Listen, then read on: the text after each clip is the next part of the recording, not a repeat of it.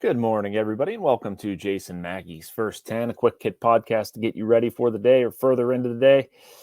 Today is Tuesday, June 19th, following a Paul Skenes start, as you can tell from the mustache. It's not long for the world. It's going to be going soon, by the way, but going to get into a lot of Paul Skenes talk, a lot of Pirates talk. They are the story right now until the Steelers start in Latrobe, but a lot of intrigue happening over at PNC Park. I was there last night. Skenes just keeps getting better. It's sort of impressive. The subject of my column today, which I want to talk a little bit more in depth about here, is he better than advertised? And I would argue that he is. There are also some interesting trends developing with the team. The Steelers are on Hard Knocks, by the way. We're going to talk about that. First, want to remind you, though, that we're sponsored by the North Shore Tavern. You don't have to be a baseball fan to love it there. The interior, it's wall-to-wall Pirates. Their appetizers, entrees, cocktails, and, of course, steak and seafood on a sizzling lava stone. Open every day. The North Shore Tavern across from PNC Park is Pittsburgh's home for steak on a stone. And given the weather, beautiful, but also you need some air conditioning every once in a while. Walked past those places yesterday and just absolutely bumping out there on Federal Street. Cool environment. I think it was an announced crowd last night of 1918 something, 951.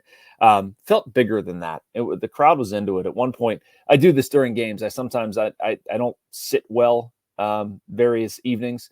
Sorry, this is a bit of a tangent, but I'll just walk around the ballpark and take it in from different angles. And I was down on the main concourse last night, and people were really living and dying with every pitch. So it was, a little less than 20,000, but certainly felt stronger and louder than that.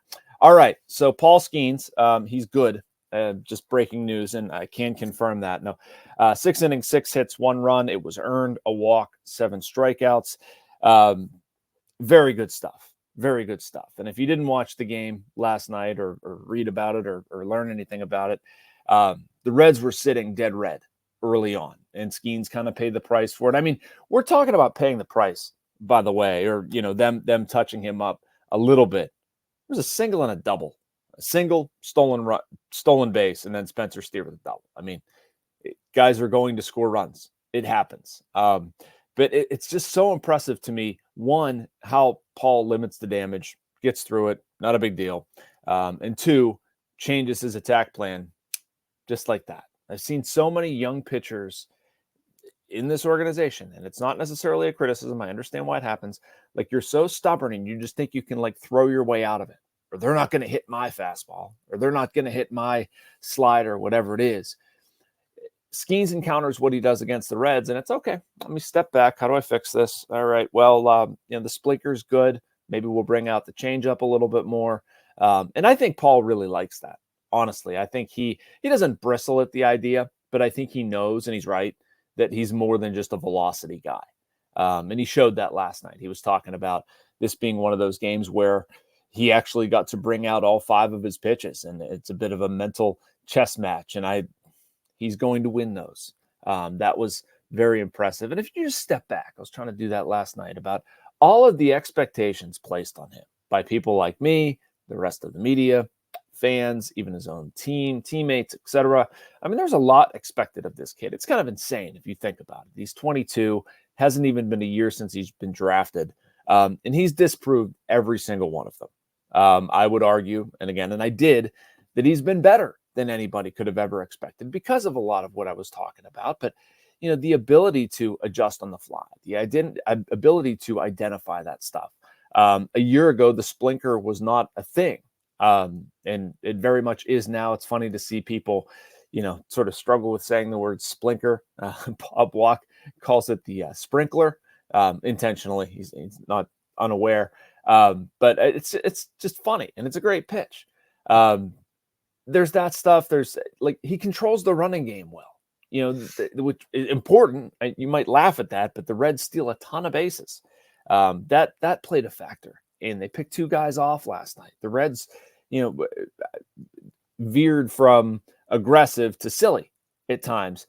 And Paul Skenes did an excellent job of that. It's also going to be an interesting challenge for Bailey Falter and Mitch Keller the next 2 nights.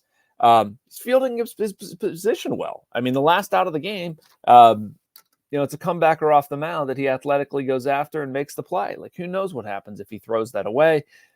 you've all watched the games. You've seen that happen plenty, and he handles it. So it's crazy. And one of the most interesting stats to me, if you look at the Splinker, I think it was like 073 last night, something like that. Against his four-seamer, the batting average against 279, which is higher than maybe anybody expected. It's higher than I expected looking at that. It actually caught my attention in the game notes. The batting average against was up over 300. It has since dropped a little bit, but there's even some room for improvement, which is scary. All right, I want to talk about a couple other Pirates things, some trends that have developed last night. One of them is Bryan Reynolds, 2 doubles again. Boy, has he really found it, and found it in a nice way.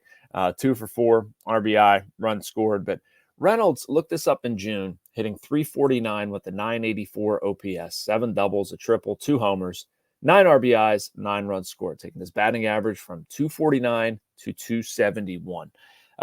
This is what the Pirates certainly expected from Reynolds. It's just been such a nice, constant thing to have him in that number 2 spot. Reynolds, this is kind of a sneaky observation and stuff that we've talked about a little bit, but has actually been really good in the outfield, at least throwing wise, and even getting to balls. I think Reynolds probably doesn't get enough credit as an outfielder. They made a smart move, shifting him over to left field. I like that option. It seems like it's been less and less right field. That was discussed at one point, but defensively, it's been very solid, and he loves to hit in June. Historically, has some very good numbers in June, and that has been proven out. Rowdy Tellez continues to hit as well. Good to see. I don't know if you watched any of the post-game interview. Also, back to his old chop-busting self. He was giving Noah Hiles crap about having a pencil behind his ear, said he looked like a cartoon artist, was giving me crap all day about this, which is completely understandable. It's fair. Knew it was coming.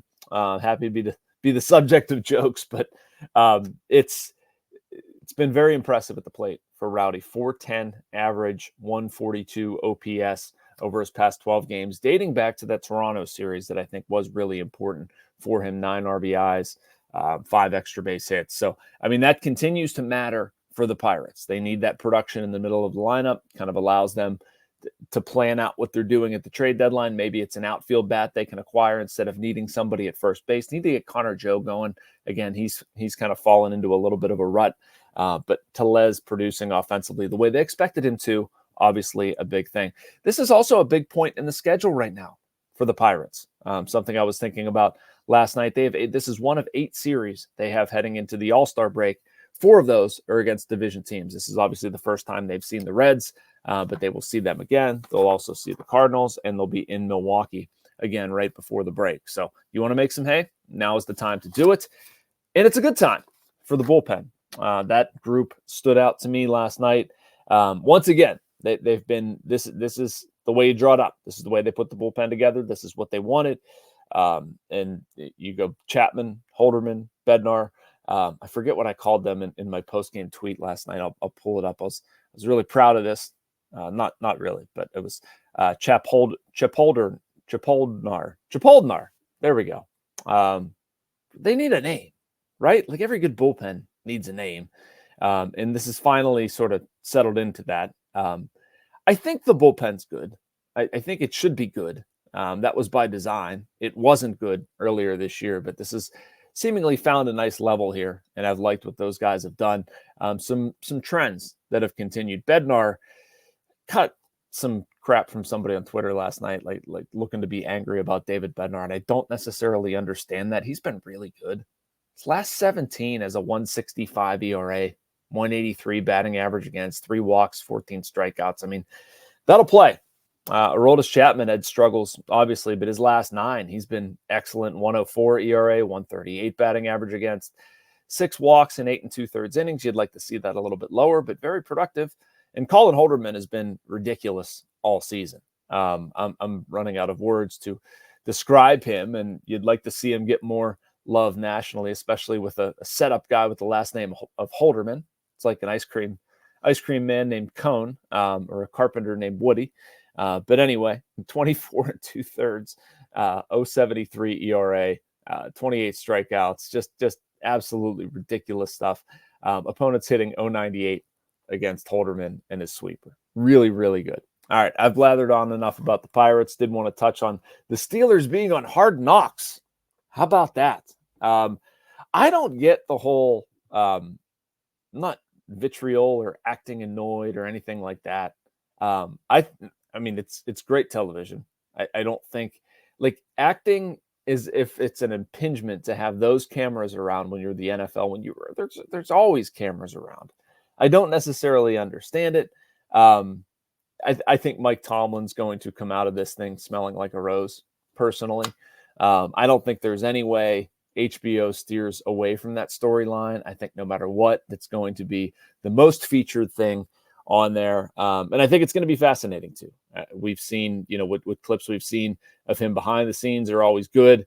And I think we're just going to be in store for even more and how he sort of directs things, not just on the practice field and trying to gas guys up, but how he conducts meetings and all that. Also looking forward to maybe the George Pickens stuff on the sideline. There's going to be reactions. He's going to blow up. But that's going to be interesting to hear what he says, how people calm him down, whatever. And it falls during a really interesting part of the schedule too. There's a Ravens game in there. There's the Chiefs on Christmas Day. They're going to be talking about Taylor Swift. That's going to be a part of it. I'm really interested to see Patrick Queen and how that storyline is played out when he faces the Ravens again. Just a lot of stuff going on there. A lot of stuff going on that, again, I don't understand, the this is an annoyance aspect of it. I think it's going to be fascinating television. I like the idea of doing it through the AFC North with as good as that division is going to be, the rivalries that exist. I think it's very smart TV on their part. And again, it's going to give us all a little peek behind the curtain that we're not used to seeing. Another ball game tonight. I'm not sure if I will be there, but I do have an Andrew McCutcheon column that after this video I'm going to get working on about his aging gracefully, and maybe a little bit of a surprise about Mr. McCutcheon. You'll have to read it and check it out. In the meantime, make sure you like and subscribe. You can get all of this content and stuff from our other Post-Gazette writers. Thank you, as always, for watching. Talk to you guys again back here tomorrow.